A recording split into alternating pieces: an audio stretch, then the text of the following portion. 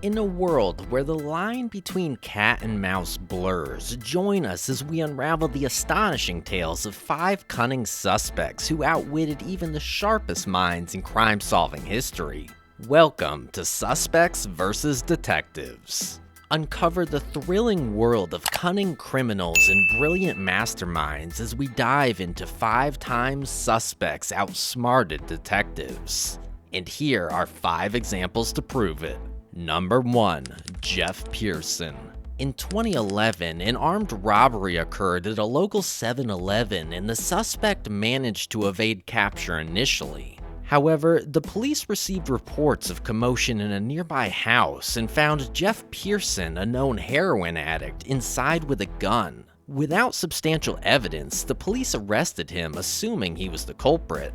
Jeff Pearson, the suspect, was brought in for interrogation, and what followed became legendary in the interrogation community. Despite being under the influence of heroin, Jeff demonstrated remarkable cunning and outsmarted the detectives during his 24-hour custody. He refused to give a confession, knowing that it could incriminate him. I ain't commit no armed robbery. And y'all ain't got no fucking evidence saying I did. Let me go. All you did is find me sitting in my buddy's house because my fucking buddy's dog's going ape shit. I go outside. There are cops everywhere. The police camera recorded all 3 interrogation sessions, but the footage was later uploaded to Jeff's own YouTube channel on September 25th, 2011. In Georgia, where the robbery occurred, the minimum sentence for such a crime ranges from 10 years imprisonment to life without parole. However, Jeff managed to avoid serving any significant time behind bars. Instead, he delivered a masterclass on how to handle oneself during police custody. His clever tactics and refusal to incriminate himself led to the police being unable to secure a conviction. Despite being in police custody, Jeff seemed in control, sipping drinks and enjoying candy while confidently deflecting the officers' questions. He demonstrated a keen understanding of his rights and chose not to incriminate himself during the interrogations. The detectives struggled to gather enough evidence to build a solid case against him. While his actions might not be commendable from a moral standpoint, they showcased a rare instance of a suspect successfully evading conviction through savvy interrogation tactics. The next on our list is a case involving DaBaby. In January 2020, DaBaby, whose real name is Jonathan Kirk, was scheduled to perform at a nightclub in Miami. However, when the owner only paid him $20,000 out of the $30,000 owed, things took a violent turn.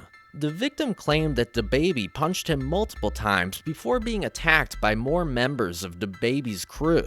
He was further beaten and robbed of his phone, credit card, and $80 in cash. The incident was partially captured on obscured CCTV footage. After fleeing the scene in a black SUV, DaBaby returned to the hotel a few hours later, where he was confronted by the victims and a team of police who were waiting to arrest him. He was taken to the police station initially under the pretext of being part of an investigation. During the interrogation, DaBaby demonstrated his determination to make the detectives' lives difficult.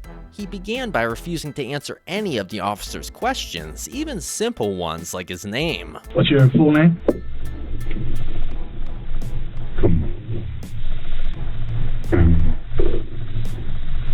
Would you want to go for me?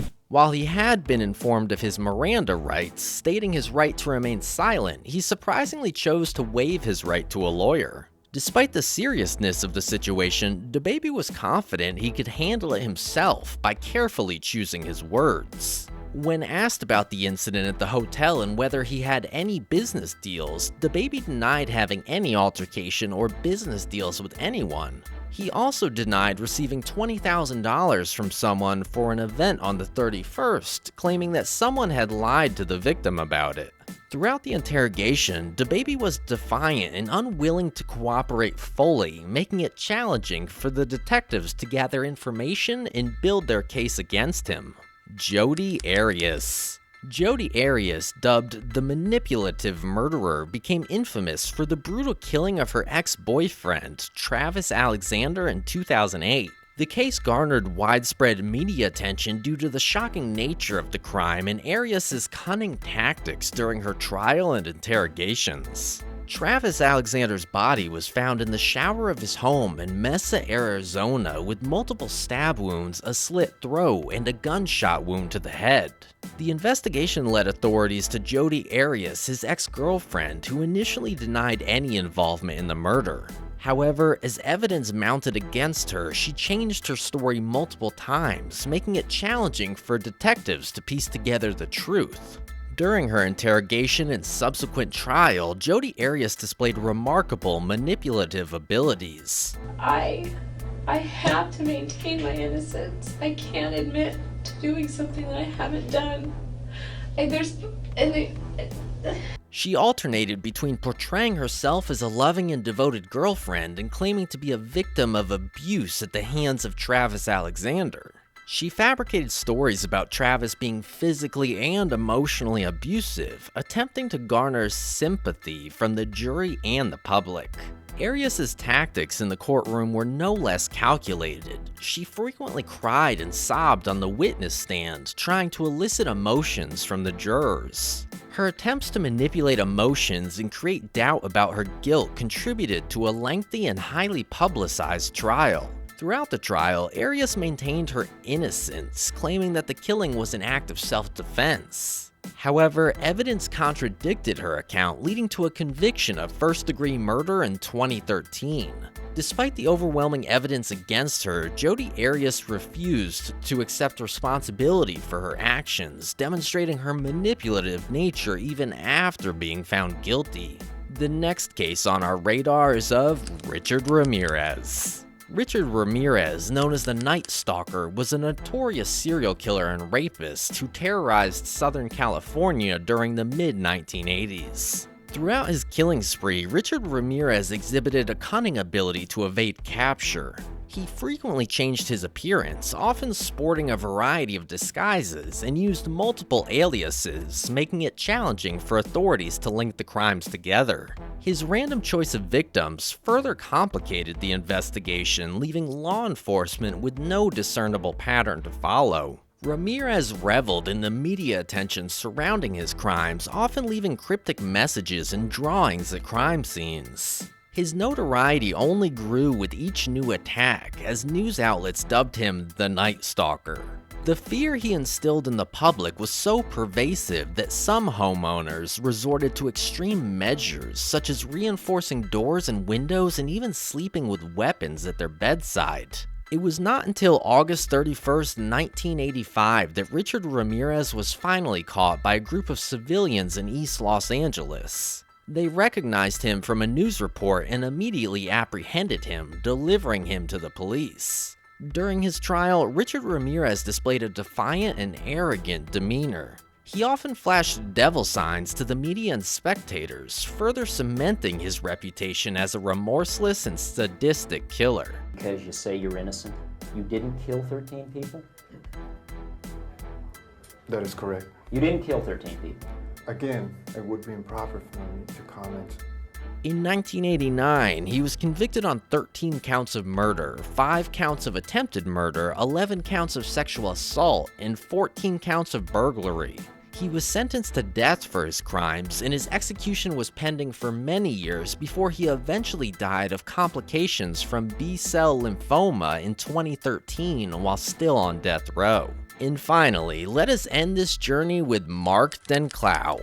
In July of 2015, a brutal murder shocked the community when Robert Huggins, a former member of the Gypsy Joker Motorcycle Club, was found dead with severe injuries, including a fractured skull, chest lacerations, and missing nipples. Mark Dencklau, a gang leader, was identified as the primary suspect and brought in for interrogation. During the interrogation, Mark displayed a shrewd approach to handling the questioning. He made it clear from the outset that he would not be answering any questions he didn't want to, despite waiving his rights to an attorney. How long have you been in a relationship? I'm not going to answer any more questions about Nicole. Okay. I don't have any more answers for you until I find out what you're talking about. Okay, well, you guys brought me in. I didn't bring you in. I want to hear what you got to talk about. Mark was cautious in his responses and seemed to anticipate the detective's line of questioning, refusing to provide any significant information. When the detectives mentioned a man named Jeff Sudan who had associated Mark with a car repossession or collection incident, Mark feigned uncertainty and disinterest. He brushed off the detective's inquiries, refusing to provide more details about the person or the incident. Mark skillfully avoided giving any incriminating information or clarifying his connection to the victim, Robert Huggins. As the detectives attempted to gather information about Mark's background and his relationship with a woman named Nicole, Mark continued to deflect their questions. He declined to discuss Nicole further and expressed frustration with the interrogation, implying that he felt mistreated during his detention. Mark's calculated approach demonstrated his awareness of his rights and how to use them to his advantage during the interrogation process. His refusal to cooperate and his strategic evasion tactics made it challenging for the detectives to extract any meaningful information that could link him to the murder of Robert Huggins. From Jodi Arias, the manipulative murderer, and the mysterious gang leader Mark Dencklau, these real-life cases offer a chilling reminder of the complexities law enforcement faces in their pursuit of justice. Alright guys, thanks for watching.